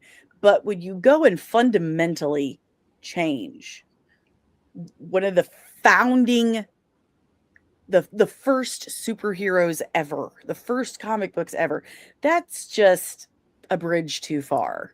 Right. Like that's a bit too much for me. And I was like, no, if you're telling me that you're so creatively, like, there's nothing going on here. Yeah, creatively bankrupt. Sorry, it's been a long day and it's getting a little late. Like, you're so creatively bankrupt that you can't come up with anything new, that you've got to completely make a new character. Then go make a new fucking character. Okay. Just go do that. Now, let me ask you this. You say that. That's a really great point. But Now let's look at the Absolute. Don't you feel they've done the same thing with the Absolute? But they Because made a new Absolute- universe. Batman. It's a what if. Okay. Okay. They've made a what if. It's all an else worlds. They've hung a lantern on that. They've said, look, this isn't the real this isn't the real timeline. This isn't the main continuity. These aren't the real heroes. This is a different what if situation. That's different. Okay. This was main continuity.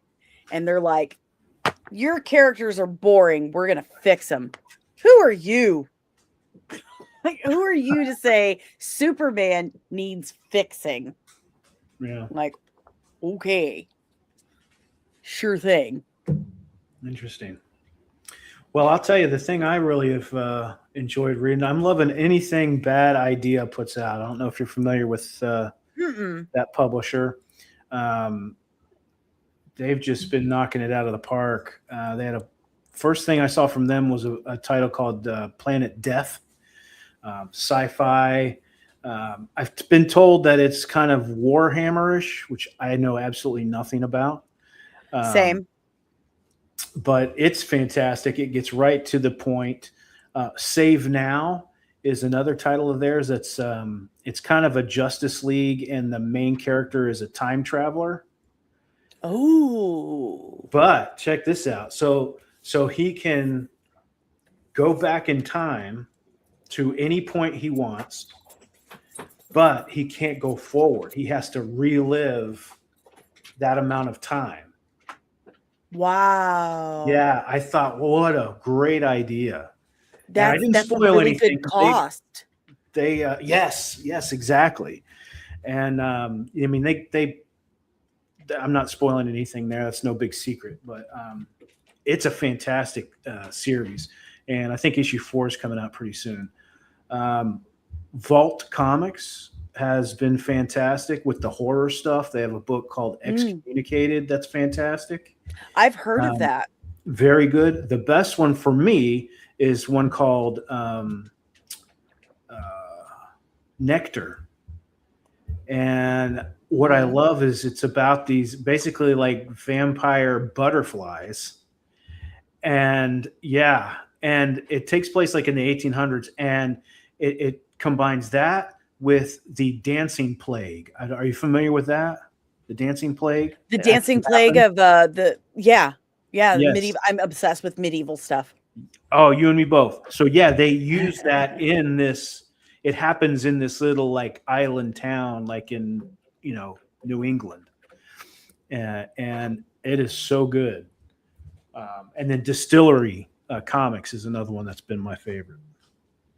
And they're doing a European kind of style where the actual physical copies of the book are larger. It's a very European style of art, very Mobius inspired, and I like all that stuff. So very cool. Dani, let's promote your stuff here. We're at the 2-hour mark, and I'm a little tired. It's been a long day.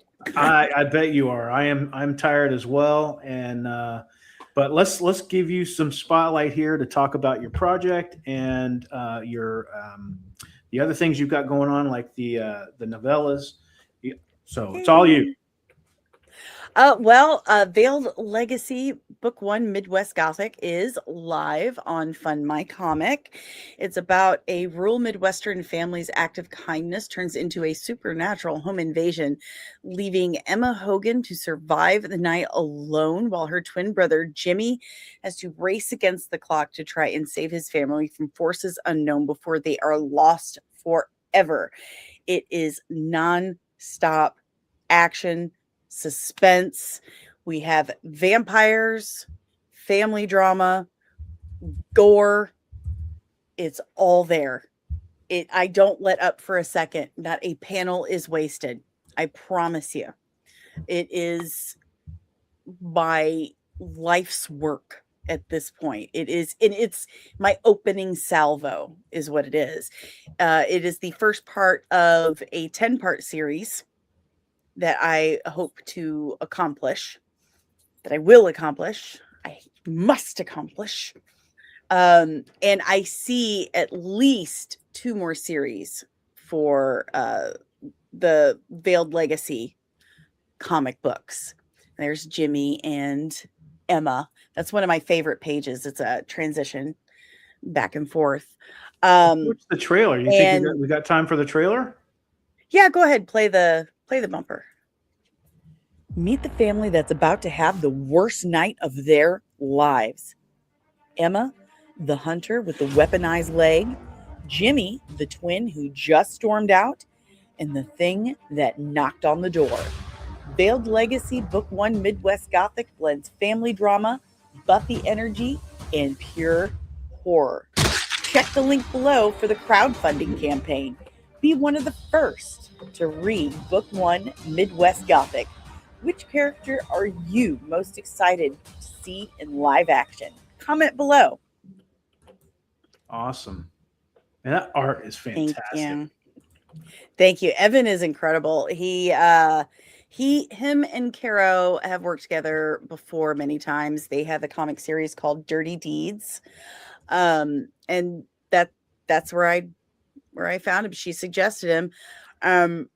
That splash page, I love that page. He picked it right out of my head. I mean, I give him all the credit on that, and then he tells me, "Oh no, that's all you. You're just so descriptive." I'm like, stop being so Catholic and just take the compliment. Like, are you freaking kidding me? He's so good, and we really do work really well together. And with Caro as the editor, I mean, you slam dunk. And that lower right-hand corner, scroll back up real quick. The lower right-hand corner of the splash page has inspired one of our cover options. So I am putting up, where I've been, well, that's not how you spell that. I'm not British. I'm putting up a poll of sorts on the campaign. I have 7 thumbnails for possible covers, and I want backers to help pick what our first cover is going to be. And that lower right-hand corner has inspired one of the options. So if you back the campaign, then you get to pick, help pick the cover. Only backers on this one. Yeah. Yeah, for sure. I love this art, man. Thank you. That page right there, you see the windows, they say Club Accordions, and club is spelled with 2 B's.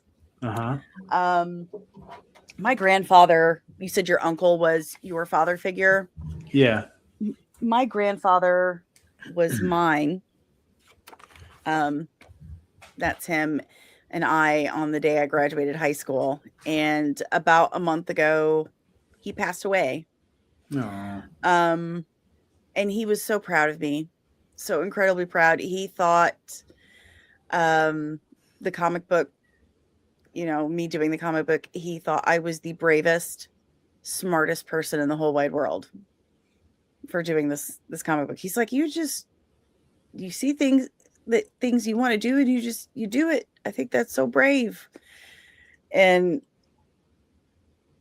anyway, I told him, and I showed him a screen cap of the script where I had, wrote that was going to be in there. His name is Perry Clubb, and he played accordion. He taught me how to play when I was 16. So I showed him that I was doing that in the comic book, and he was so touched. He said, "You're putting me in your cartoon?" Oh. Like, yes, Pawpaw. And my only like, sadness, really, I mean, other than, he's gone, is that, he didn't get to see the page with his name on it. So that page is his Easter egg made just for him. And the whole book is dedicated to him. So that's great. Yeah, for my Pawpaw.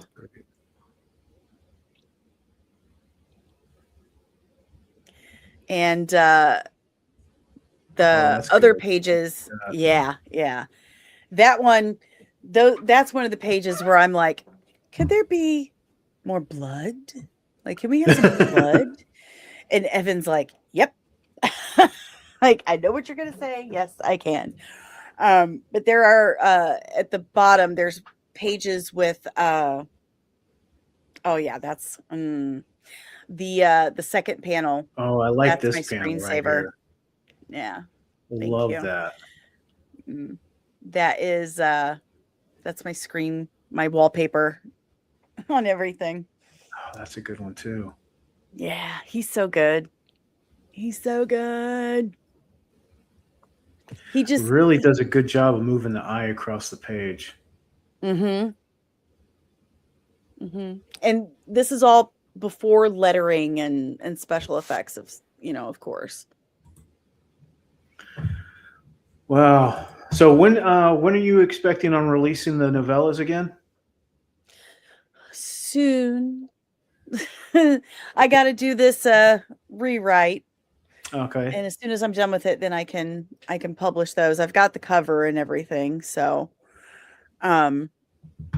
these shelves have Easter eggs for each of my children, my late brother, my sister, and my husband. Where? Shelves there with you? Shelves. No, on the page. The page. Yeah, on the page. Like the white glove, that's a golf glove. Oh, here? For my husband. Yeah. So, and the one she's climbing. So in the back you see a PlayStation 3 that's for my late brother. And then that stuffed monkey, that's my daughter, my youngest daughter. And then there's a Little Mermaid doll, that's my sister, a Billy Blaze's Rescue Hero, and a Ninja Turtle Leonardo mask. Yeah, there's that's the my Little Mermaid. son. Yeah. And so cool. There's Futurama DVDs. That's my daughter, Emma. That's sweet. And there's also, because, of licensing and stuff, we can't like specifically make it look exactly the same, but right by her knee on the left side is what is inspired by a black suit Spider-Man from Spider-Man 3. Oh yeah. And that's for my youngest son. Oh, that's great. He carried that around like a whoopee. So he was obsessed. But yeah, when he asked if I, what kind of things did you see on these basement shelves? I was like, ooh, opportunity for Easter eggs. So I made sure my family was represented. That's awesome. Wow. Where can people find you? Everywhere. I'm like a venereal disease and hard to get rid of. I'm on every single social media platform. Just type in Comics and YouTube at Comics and Everything, TikTok, Instagram, Facebook, Twitter, Threads, even friggin' Blue Sky, even though I get nothing out of it. There's even a Discord for my members from YouTube. If you go to Patreon, it's patreon.com/comics, and you get all the behind the scenes access for the comic book, like everything. And when I say everything, awesome. I mean everything. I tell you everything that's going on. I show you drafts of scripts. I show you line edits from Caro. I show you rough sketches and thumbnails, previews and line work, like everything from Evan as he sends it to me. Like as soon as I get it from Evan, I post it on Patreon every week on Fridays, as long as I have power and I'm not deathly ill. I do a video. I post a little, sometimes like 10 to 20 minute vlog, letting you know what I'm doing, what's going on, what I'm working on, where we're at, where we're going to be, blah, blah, blah. I put that on Patreon as well. Also, it's the only place you can get exclusive Veiled Legacy merch anywhere. Oh. And you get that every 3 months for the first year of your membership. There are 4 different tiers for starting as like $3 a month. And not just all that, you get to participate in creating the comic. You get to vote on things. Like, I've had a poll up for the last week voting on thumbnails for the cover. We vote on names of things, on what pages are getting made, on like, hey, you guys name this character. My friend, mentor, idol, he was the lead special effects for X-Men movies, Marvel phase 1 through 4, The Mandalorian seasons 1 through 2 through Book of Boba Fett. He did Passion of the Christ, The Craft, Hocus Pocus, like just name a movie. He's probably done it. He did Taserface on Guardians of the Galaxy. Right. He's the one who taught me everything. Well, he practically begged to design vampires for Veiled Legacy. Like, he kept asking me all these questions, and finally I was like, Brian, do you want to make a vampire for my comic? He's like, I thought you'd never ask. And not only did he design them, he sculpted them. Oh, wow. And he has 3D printed them. And we are going to auction them off. He has printed them, sculpted and printed them. He's going to autograph them. He's autographed the bottom. I'm going to paint them because, remember, artist as well. And then we're going to auction them off. So you get to vote on which one is your favorite once we're ready, once I have them. He's working on a film this week, not too far away from me, that I was supposed to work on with him, but they changed their mind. He wasn't in charge. It's a thing. We're fine. Once I have them in my possession and I have them painted, I want to make sure I have my hands on them first. I'm going to put a poll up. Patrons are going to vote on which one is their favorite.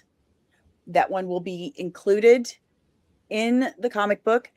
They're also going to name it. So join the Patreon, back the campaign, and you get to do things like that. And you get a chance to win this amazing piece of artwork that was created by an Oscar-winning artist, Oscar-winning, Emmy-winning artist that has created some of your nerdy favorites. So I'm incredibly lucky. I all I did was ask this man on a live stream once what his favorite base to work with was, and he told me to get a hold of him. Like, we've been friends ever since. It's been like 6 years. So that's worked out. Told you the internet is Walmart. Yeah, right. Well, Dani, I really appreciate you coming on. It's been a great conversation. I know you've had a lot going on today, so I do really, truly appreciate you taking the time to come on this little show of mine and chit chat. It's good to finally like have kind of a face-to-face conversation. I know, if you will. But I wish you nothing but success. You are generally you are genuinely a very, very sweet person, and glad I met you through all this, whatever you want to call it, insanity of crowdfunding. And please go back, Veiled Legacy, on Fund My Comic, and check her out on all of her socials, on all of the socials, and we'll be seeing you. Thank you so much. Thank you. Bye-bye. Bye.